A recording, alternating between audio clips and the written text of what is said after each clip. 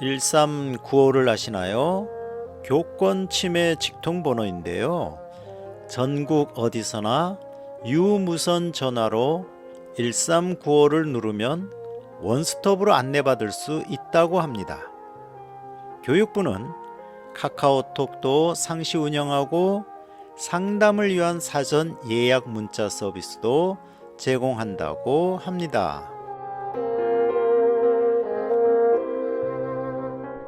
새학기에는 교권 보호를 위해 민원 창구를 일원화하고요.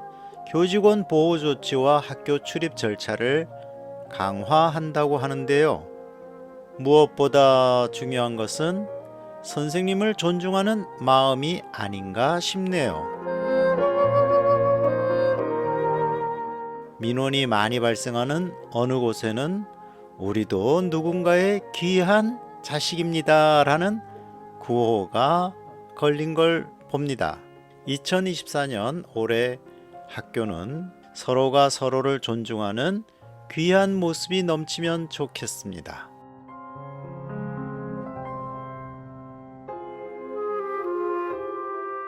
오늘 행복학교는 다 귀한 생명이에요 라는 주제로 엮어갑니다. 지금 여러분은 수원 공동체 라디오 96.3MHz 김덕연의 행복한 학교 이야기와 함께 하십니다. 안녕하세요. 저는 행복지기 김덕연입니다.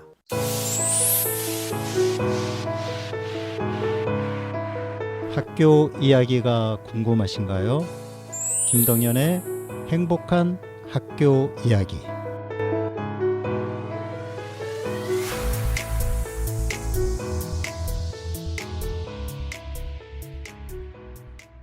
(6인조) 걸그룹 스테이시는요, 스타 투 어 영 컬처의 약자로 젊은 문화를 이끄는 스타가 되겠다는 의미라네요.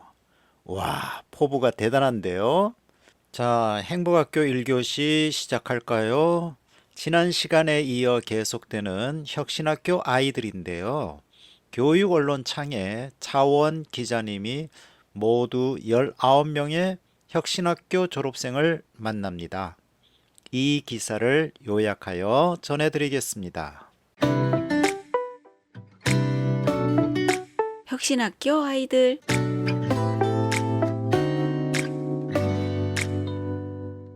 이 기사는 차원 기자님이 교육언론창에 쓰신 기획 기사입니다. 이번 기사는 사교육 없이도 할 수 있다로 제주중앙고 박예나님을 만났네요. 제주중앙고는 제주형 자율학교인 다원디 배움학교로 제주도판 혁신학교입니다. 그는 직장에서 퇴근 후 만났다고 하네요.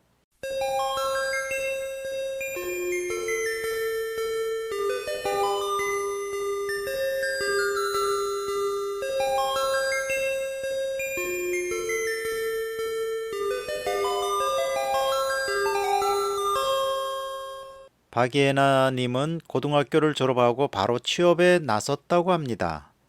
몇 차례 이직을 거쳐 지금은 국민건강보험공단 제주지사에서 일하고 있습니다. 사회에 발을 딛고 나서는 취업은 현실이라는 말을 절실히 깨달았다고 합니다. 고등학생 때는 막연히 직장인이란 돈도 벌고 멋있다고 생각했는데 실제는 달랐다는 거지요. 일과 삶에 대한 가치관도 직장생활 이전과 이후 달라졌습니다. 처음 일을 시작할 때는 돈을 많이 버는 것을 최고의 가치로 생각했는데 일하다 보니 내가 쉬고 싶을 때는 쉴 수 있는, 소위 말하는 일과 삶의 균형인 워라밸의 중요성을 알게 됐습니다. 최종 목표도 힘들 때면 언제든지 쉴 수 있는 사람이 되는 것으로 바뀌었다고 합니다. 그렇게 일과 삶의 조화라는 가치관을 갖게 됐고 그 기준에 따라 현재 공기업을 다니며 퇴근 후 캠핑, 수영 등을 즐기며 시간을 보내고 있습니다. 그의 학교 생활은 어땠을까요? 3년 내내 사교육을 받지 않았던 점이 눈에 띄었습니다. 제주중앙고등학교 문화 콘텐츠과에서 배우는 내용만으로도 충분해서 따로 사교육을 받을 필요가 없었다고 합니다. 학교에서 딴 자격증이 몇 개냐고 물어보니 두 손을 다 사용해도 세기가 힘들었습니다. 사람들과 교류하는 것이 즐거워 학생회 활동도 3년 내내 했다고 하네요. 그 중에서는 축제를 운영한 경험이 가장 기억에 남는다고 해요.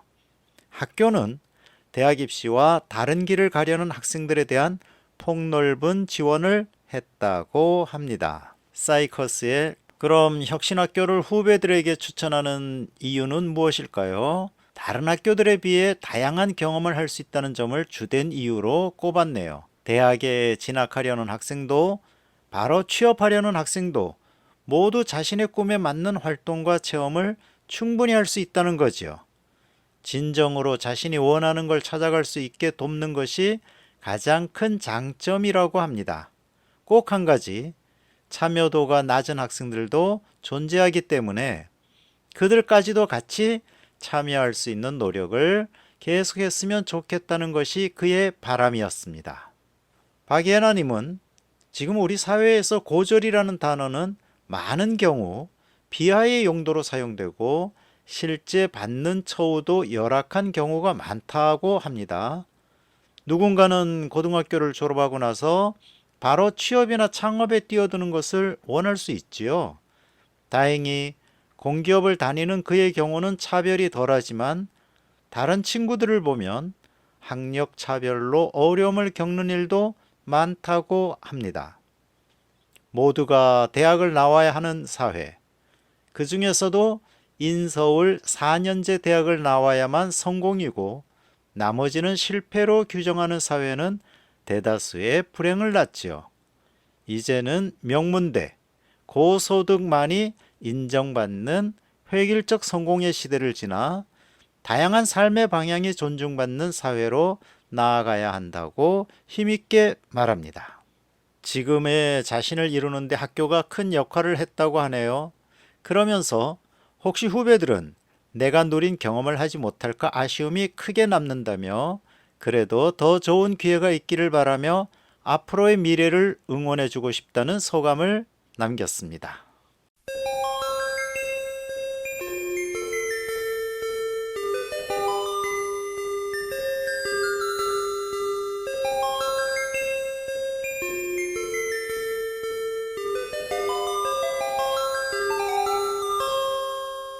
제주중앙고 졸업생인 박예나님, 학교에서 했던 여러 활동으로 나도 모르게 틀에만 잡혔던 생각과 편견이 깨지는 일도 있었고 대학이라는 길뿐만이 아닌 취업이라는 길이 있다는 것도 알았다고 합니다.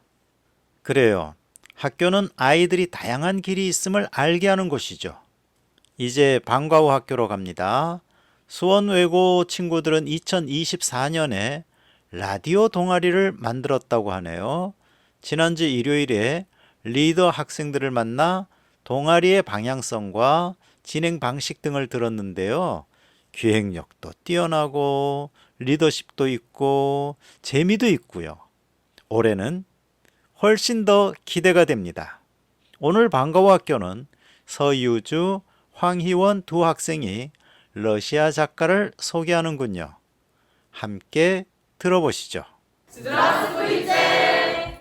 대한민국과 러시아가 이어지는 지금 방과후 학교가 시작합니다.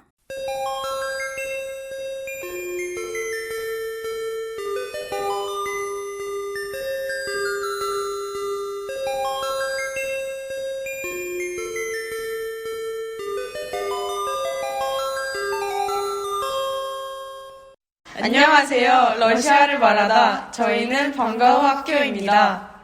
19세기의 러시아 문학에 대해서 아시는 건 있나요? 네, 저는 르몬토프의 우리 시대의 영웅을 좋아합니다. 또 19세기 러시아 문학하면 톨스토이랑 도스토옙스키가 유명하잖아요. 네, 그쵸. 19세기의 러시아 문학은 황금기라고 할 정도로 유럽 전역의 서구 문학을 뛰어넘는 수준의 문화예술로 평가받는데요. 오늘은 19세기 러시아 작가에 대해서 이야기해봅시다. 그럼 대중적인 톨스토이와 도스토옙스키 외의 작가들에 대해서 알아볼까요? 제가 얼마 전에 그 안톤 체호프의 세자매를 읽었는데요. 제가 그에 대해서 한번 설명해 볼게요. 그는 어린 시절 중학교를 마치기 위해 홀로 고향에 나와 돈을 벌면서 가족을 도와야 했습니다. 그 어린 나이에 가족의 보호 아래 있어야 했을 텐데 매우 혹독한 시련이었을 것 같아요. 네, 그렇죠. 하지만 이 경험은 체호프가 인간의 특성을 파악할 수 있게 해주었으며 이러한 특성이 예술적 이미지로 이어졌고 이때의 경험이 작품에도 녹아들었다고 합니다. 자신에게는 힘들었던 경험이 또 작품 속에 기여를 했다니 대단하네요. 그럼 학교 졸업 후 체호프는 어떻게 되었나요? 그 후 체호프는 모스크바 대학 의학부에 입학을 했고 동시에 생활비를 벌기 위해서 유머 잡지에 글을 실었습니다. 패러디적 성향이 짙은 작품을 쓰면서 인기 있는 유머 작가로 자리매김했으며 대표적인 작품으로는 관리의 죽음, 뚱뚱이와 홀쭉이 등이 있다고 합니다. 와, 체호프에 대해 알면 알수록 대단한 분이라고 생각이 되네요. 문이과 가리지 않고 모든 분야에서의 재능을 모두 지녔네요. 네, 그쵸. 근데 더 대단한 것이 있는데요. 체호프는 1897년에 폐결핵이 악화되어서 요양 생활을 하면서도 개를 데리고 다니는 여인이라는 소설을 내놓았습니다. 그리고 체호프의 말년을 대표하는 장르는 소설이 아닌 희곡이었는데요. 갈매기, 바냐 아저씨, 세자매 등이 모스크바 예술극장에서 공연이 되어서 관객들로부터 호평을 받았다고 합니다. 폐결핵을 앓으면서 소설을 쓰고 거기다가 말년에 불후의 희곡 작품을 남겨놓고 숨을 거두다니 문예 창작에 대한 열정이 엄청난 분이신 것 같네요. 저도 체호프처럼 대단하다고 생각하는 작가가 있어요. 제가 얼마 전에 읽은 첫사랑의 작가인 이반 투르게네프에 대해 이야기해볼게요. 좋아요. 이반 투르게네프는 러시아 문학을 대표하는 작가들 중 하나이자 도스토옙스키, 톨스토이와 함께 러시아 사실주의 문학 3대 거장으로 손꼽히기도 합니다. 와, 3대 거장이라니 굉장한 분이시군요. 네, 투르게네프는 과거 독일에서 유학을 하고 돌아온 뒤 푸시킨 등 여러 러시아 진보 지식인들을 만나면서 서구파에 가입하고 본격적인 문학 활동을 시작합니다. 특히 대표작 첫사랑과 루디는 투르게네프만의 세련된 필체와 묘사로 유명합니다. 오, 저도 첫사랑 읽어봤는데 투르게네프만의 특징이 담겨있다니 뭔가 신기하네요. 그쵸? 아, 그리고 이 소설 첫사랑에는 투르게네프의 가정사가 반영되어 있기도 한데요. 아, 진짜요? 네, 그 당시 이반 투르게네프의 아버지 세르게이 투르게네프는 미남으로 유명했다고 합니다. 과거 세르게이의 아버지가 빚을 갚지 못해서 감옥에 갈 처지가 되자 아버지는 그에게 부자 여성과 결혼해서 자기를 구원해달라고 애원했고 그 결과 세르게이는 부잣집 유산을 물려받은 7살 연상의 바르바라 루토비노바와 결혼하게 되었습니다. 그리고 이 둘 사이에서 이반 투르게네프가 태어난 것이죠. 와, 정말 투르게네프의 가정사가 소설에 반영되어 있네요. 몰랐던 사실이었는데 알고 나니까 또 다르게 느껴지네요. 아, 그리고 투르게네프는 러시아 농노 문제에도 큰 영향을 미칩니다. 러시아 농노문제요? 어떻게 영향을 끼쳤나요? 그건 바로 어머니의 영향이 큰데요. 대지주였던 그의 어머니는 농노들에게 매우 가혹했습니다. 이런 모습을 보고 자란 투르게네프는 어머니의 행동에 반감을 가지고 어머니가 죽자마자 농노 약 5,000명을 해방시킵니다. 해방시킨 농노가 5,000명이나 된다니. 그 시대를 생각해보면 투르게네프의 행동이 쉽지 않았을 텐데 참 대단하네요. 그쵸? 그리고 이후 발표한 사냥꾼의 수기를 통해 러시아 농노 문제가 유럽 각지로 알려졌고 많은 사람들이 이 책을 읽으면서 농노제 폐지 여론에 힘을 주어 결국 농노 해방령으로 이어졌다고 합니다. 와, 결국 농노 해방령을 실현시켰다니 제가 몰랐던 곳에서도 여러 영향을 주었군요. 오늘 투르게네프에 대해 새로운 것을 많이 알게 된 것 같아요. 네, 저도 몰랐던 사실들을 많이 알게 되었어요. 그럼 오늘은 여기서 마무리하도록 하겠습니다. 투르게네프, 체호프 두 작가를 소개했군요. 방과 후 학교 이 코너는 학생들 참여로 이루어집니다. 수업 시간 수행 과제를 하면서 발표하는 내용이라면 무엇이든 오케이. 연락 주시면 자세하게 안내해 드리겠습니다.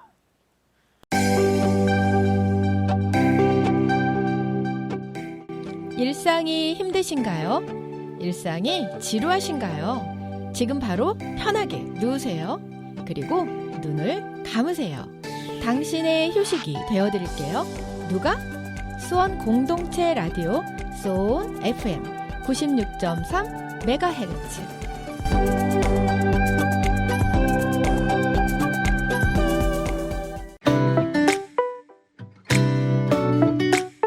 학교와 영화.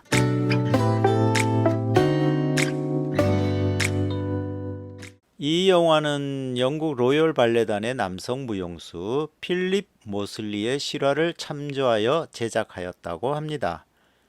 발레리노를 꿈꾸는 가난한 소년의 성장 이야기죠. 2000년 스티븐 돌드리 감독 작품입니다. 음악은 스티븐 워백이 담당했습니다. 1980년대 석탄 산업 합리화 정책을 강행하는 것에 노조는 장기 파업으로 대항하고 아버지 제키와 형 토니도 가담하게 됩니다. 아버지는 가족의 명예를 위해 어린 아들 빌리에게 권투를 시키는데 방과 후 매일 가는 체육관에서 권투 수업과 발레 수업이 같이 이루어지고 있었습니다. 왠지 모르게 빌리는 발레에 관심을 갖게 됩니다. 발레 교사 윌킨스 부인이 그가 발레에 재능이 있는 것을 알아보고 권투 대신 발레를 배우게 하며 로얄 발레 스쿨 입학을 도와주려 하죠. 이 작품에서 특히 눈여겨볼 캐릭터는 아버지 제키입니다. 빌리가 권투 대신 발레를 한다는 사실을 알게 된 아버지. 당연히 극심한 반대가 있었겠죠. 빌리의 꿈이 좌절될 뻔하지만 결국 아버지도 발레가 더 나은 미래를 위한 길이라는 걸 알게 되어 아들을 물심양면으로 도와줍니다. 결국 빌리는 로열 발레 스쿨의 오디션에 합격하게 됩니다. 앞에서 들으신 OST는 영화 첫 장면이고요. 이제 듣게 될 OST가 합격 소식을 듣자 광부들에게 기쁜 소식을 알리려고 마을길을 제키가 달려가는 장면에 나오는 OST입니다.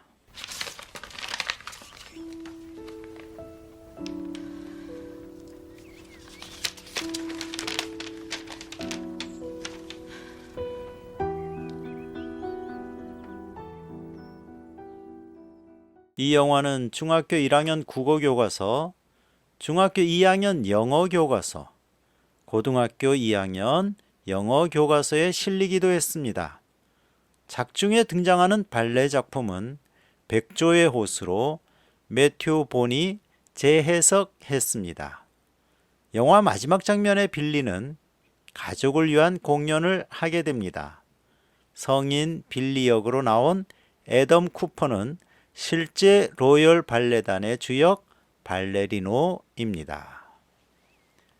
음악을 담당한 스티븐 워백은 영국 작곡가고요.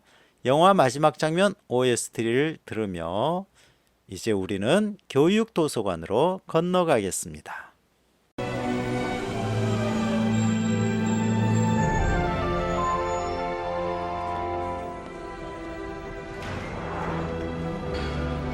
Dad! Come on, man, we're gonna be late!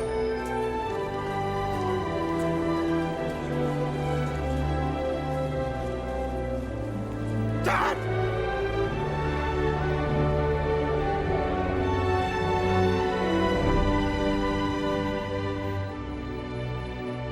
Come on! Show's just started.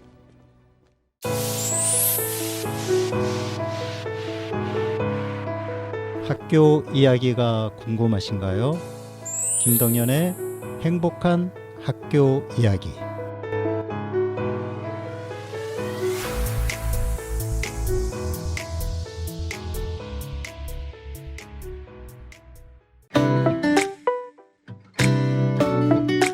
교육 도서관.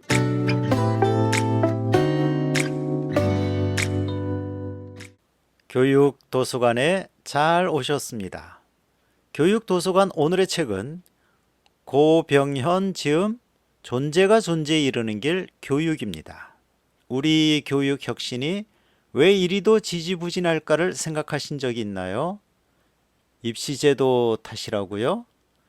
고병현은 다르게 진단합니다. 그는 우리 교육의 근본 문제는 무철학, 교육적 상상력의 부재, 지금과 다른 교육을 생각해내는 힘이 없어졌기 때문일지도 모른다고 말합니다. 다시 말해 교육 고유의 시선, 관점, 철학이 없기 때문에 교육 방법, 교육 내용, 교육 과정을 바꾸는 데 치중한다는 거지요. 교육이 바로 서려면 가르치는 대로, 말하는 대로 살아가는 사람이 전제되어야 한다고 말합니다. 그래서 그는 이 책에서 사람, 삶, 교육을 말합니다.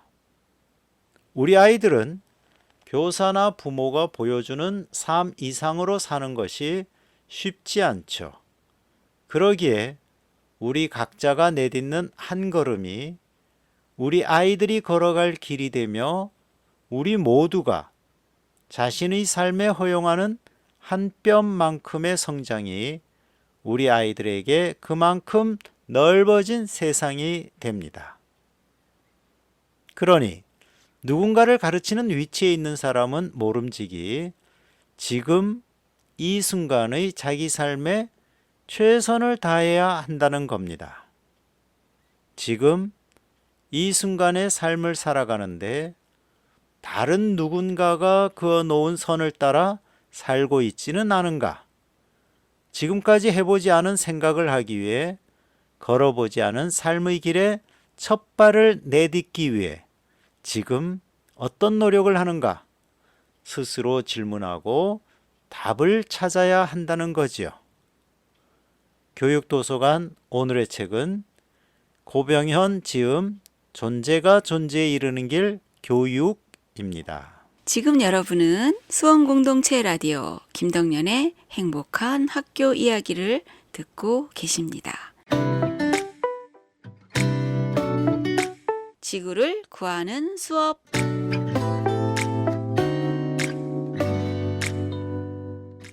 자, 5교시 지구를 구하는 수업 시간입니다. 지난해에 지구를 지키는 사람들을 소개하기 시작했는데요. 이번 시간에는 파타고니아 이본 슈나드에 대해 살펴봅니다.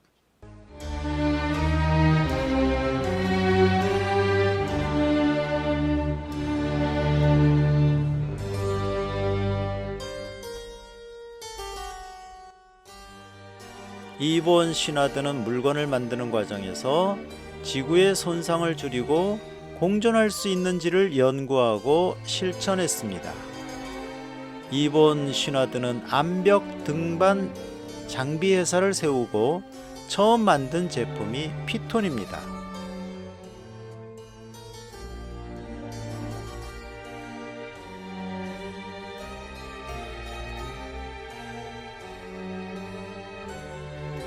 피톤은 암벽을 오르기 위해 갈라진 바위 틈에 끼우는 중간 확보물이라고 하네요. 바위 틈에 끼우는 것이다 보니 잘 회수되지 않고 자연을 훼손했습니다. 그래서 그는 바위를 훼손하지 않고 회수도 가능한 초크를 만들어 팔기 시작했습니다.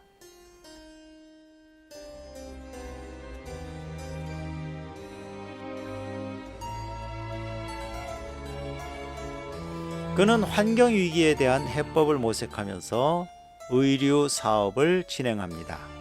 환경 피해를 줄인 기능성 원단인 캐필린과 신칠라를 개발하고 모든 면제품을 유기농 목화로 제작했습니다. 그리고 매출 1%를 자연환경 보존과 복구를 위해 사용하도록 지구세를 도입했습니다. 뿐만 아니라 의류 쓰레기를 늘리지 않도록 평생 수선을 책임지는 원웨어 프로그램을 만들었습니다.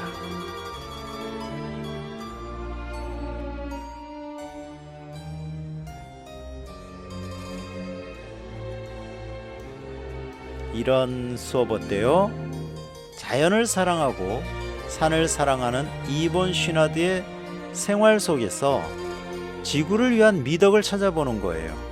그리고 내가 닮을 수 있는 미덕을 생각하고 지구를 위한 실천을 해보는 거지요. 또 그가 우리 옷을 사지 마세요 라고 한 까닭은 무엇인지 생각해 보는 거지요.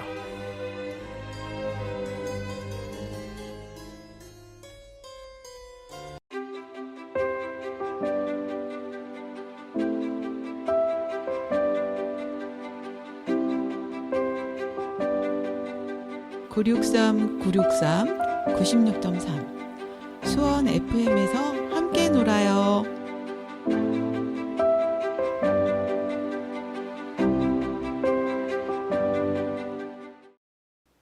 우리는 모두 다 소중한 생명입니다. 내가 소중한 존재라면 다른 사람들도 마찬가지입니다. 내가 귀하게 대접받고 싶다면 다른 사람들도 마찬가지겠죠. 어느 날 공자의 제자 자공이 공자에게 이렇게 질문했답니다. 평생 동안 행해야 할 귀중한 일은 무엇입니까? 그러자 공자는 이렇게 대답했다고 하네요. 내가 하고 싶지 않은 일을 남에게 떠넘기지 않는 것이다. 수원 공동체 라디오 실시간 듣기는 수원 지역은 96.3MHz로 그 외 지역은 수원 공동체 라디오 홈페이지에서 실시간 듣기를 클릭하시면 됩니다. 김덕연의 행복한 학교 이야기 다시 듣기는 팟빵에서 들으실 수 있습니다. 전 세계 음악가와 가수들이 참여하는 멀티미디어 음악 프로젝트인 Playing for Change가 노래한 What a Wonderful World로 마무리하겠습니다. 행복학교 청취자 여러분 고맙습니다. 여기는 수원 공동체 라디오, 저는 행복지기 김덕연입니다. 또 오실 거죠?